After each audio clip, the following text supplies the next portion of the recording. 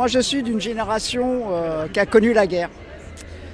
Mais je suis issu d'une famille de militaires de carrière, père, grand-père, cousin, neveu. Ils ont tous connu la guerre, l'Indochine, le Vietnam, l'Algérie.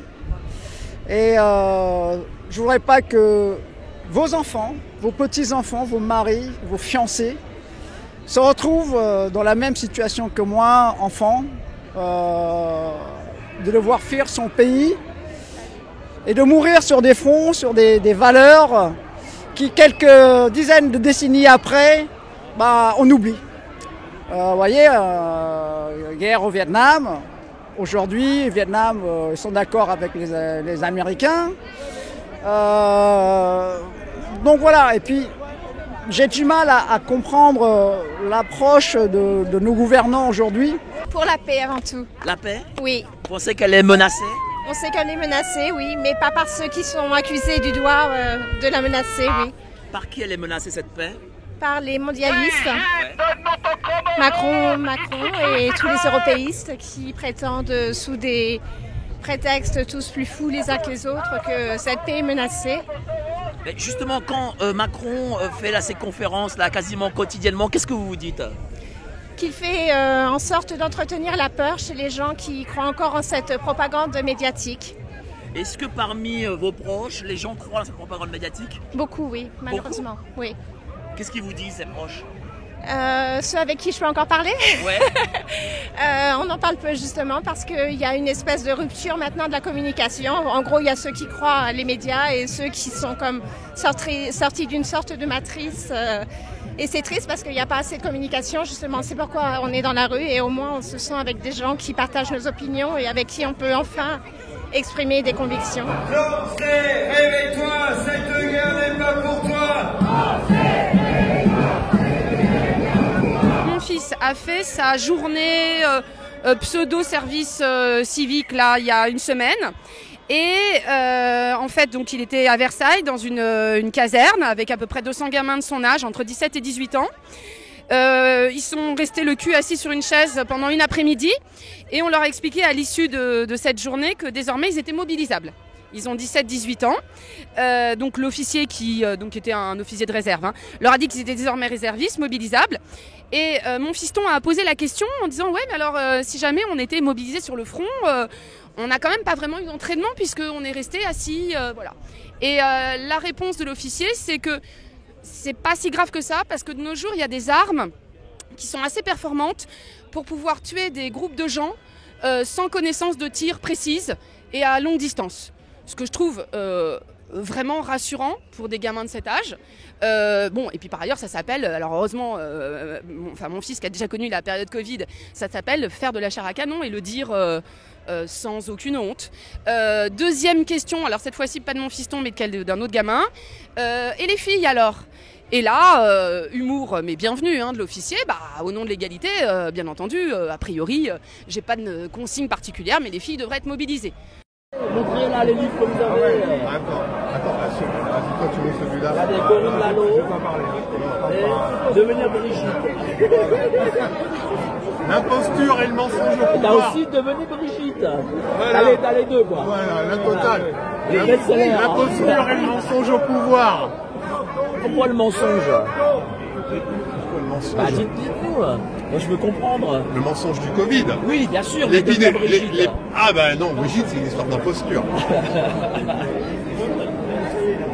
Brigitte n'est pas celle qu'elle prétend être. Qui est-elle alors, Brigitte, d'après vous? JMT.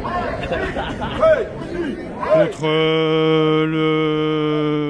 la direction que prend le pays, contre la guerre, contre nous va-t-en guerre, contre Macron depuis longtemps. Moi je suis gilet jaune comme votre micro.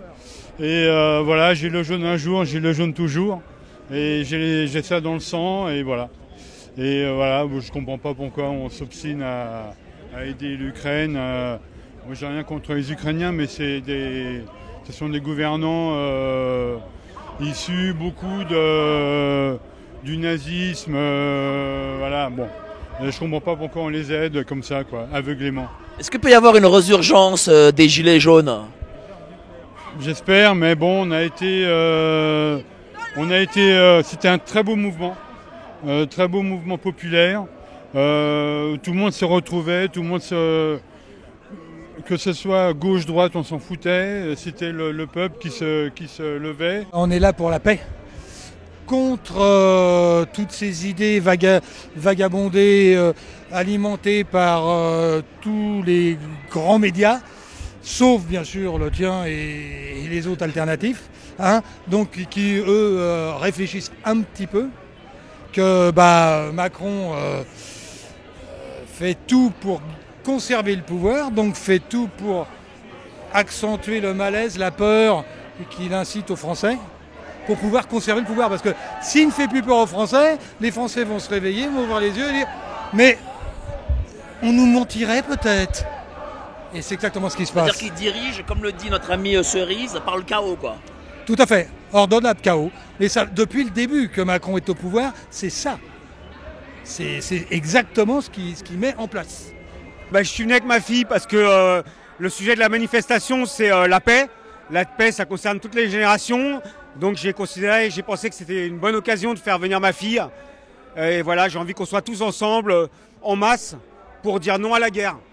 Donc il faut mobiliser déjà les plus jeunes. Je crois qu'il va falloir mobiliser toutes les générations, les retraités, les jeunes, les moins jeunes comme nous. Il faut qu'on soit tous ensemble, au-delà des partis. Et là, maintenant, il faut qu'on fasse front tous ensemble et qu'on dise non, qu'on apprenne à dire non. Et toi, t'es content d'être là avec ton papa? Oui. Ça se passe bien? Oui. Tu vois du monde? Oui. Alors je suis là en fait parce que je suis désolée, mais la paix, il faut qu'elle règne. On n'a rien à faire en guerre. Non, on n'a rien à faire en guerre, je suis désolée. Ce n'est pas notre guerre, c'est la leur. Je suis désolée pour eux, c'est la leur. Moi je suis là en fait pour défendre la cause. Je suis totalement pour Florian Philippot. Je l'ai rencontré d'ailleurs, c'est-à-dire j'ai vu en fait son œuvre après la cérémonie des JO, qui m'a fortement choquée, et je me suis dit c'est pas possible. Donc c'est là que j'ai découvert GPTV d'ailleurs. Ah bah très bien. Ouais, c'est là que j'ai découvert. D'ailleurs, je voulais vous remercier en fait pour tout ce que vous faites. J'en ai parlé beaucoup à mes amis. Et non, en fait, il faut vraiment que la paix continue à régner. Et on n'en peut plus, en fait, c'est pas possible.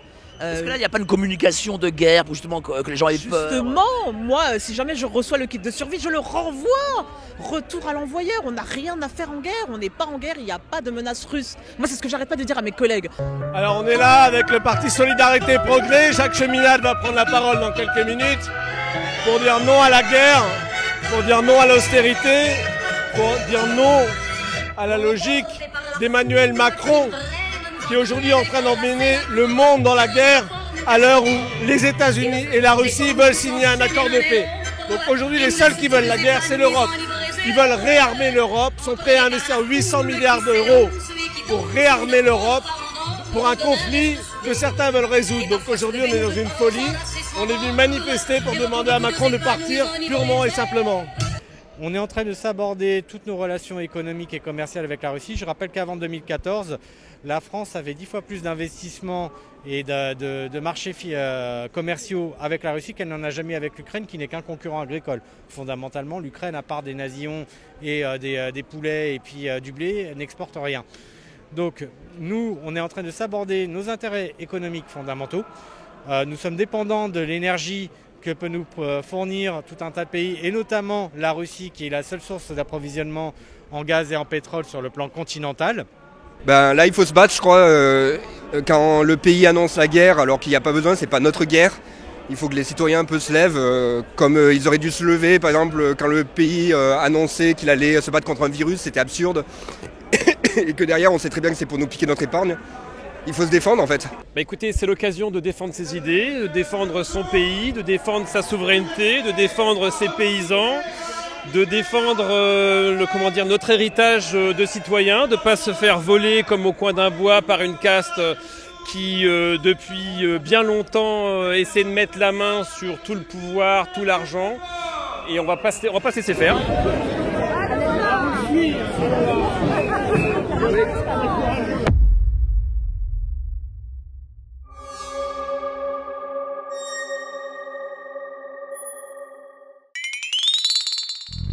Yeah.